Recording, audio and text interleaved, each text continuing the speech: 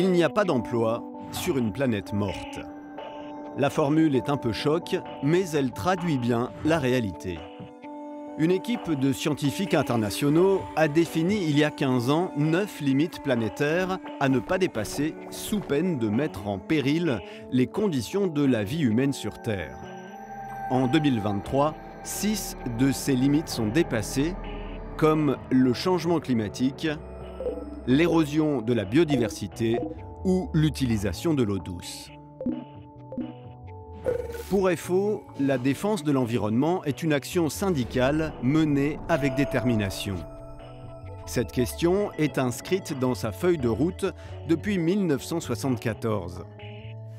La politique de l'environnement exige les moyens nécessaires pour une amélioration réelle des conditions et du cadre de vie et pour le développement d'activités nouvelles. Car la transition climatique ne peut pas se faire sur le dos des salariés. Elle ne peut justifier des licenciements. Bien au contraire, elle est porteuse de création nette d'emplois, notamment par la relocalisation d'entreprises et la réindustrialisation. Or, pour l'heure, les lois, normes et règlements mis en place face à l'urgence climatique et environnementale n'intègrent pas l'indispensable dimension sociale. D'autant que, pour les travailleurs de nombreux secteurs, particulièrement les salariés agricoles, saisonniers, ouvriers du bâtiment et des travaux publics, cette urgence a déjà des conséquences très concrètes.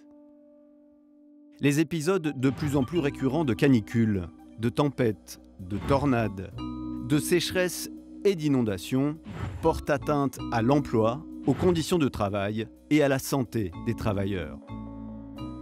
Or, les gouvernements successifs, par la réforme de l'assurance chômage ou la remise en cause du chômage partiel pour défaut de neige par exemple, font rimer dérèglement climatique avec déréglementation sociale.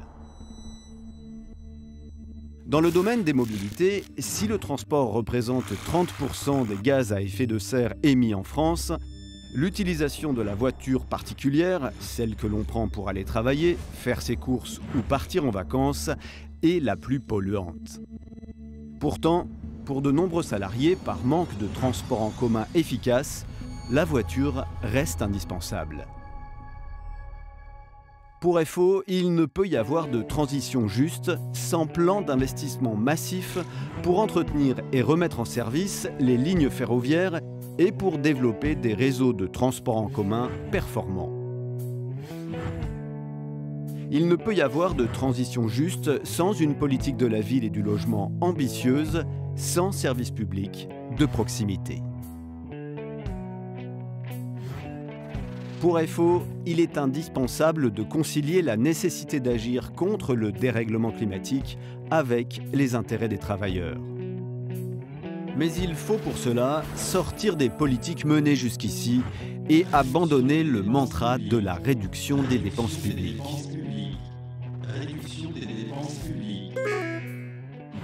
Parce qu'on ne peut pas traiter l'environnement sans parler de la condition des travailleurs, il faut aussi que des normes et objectifs clairs soient établis au plan international et respectés par tous. Pour EFO, la transition écologique et environnementale n'aura pas lieu sans justice sociale.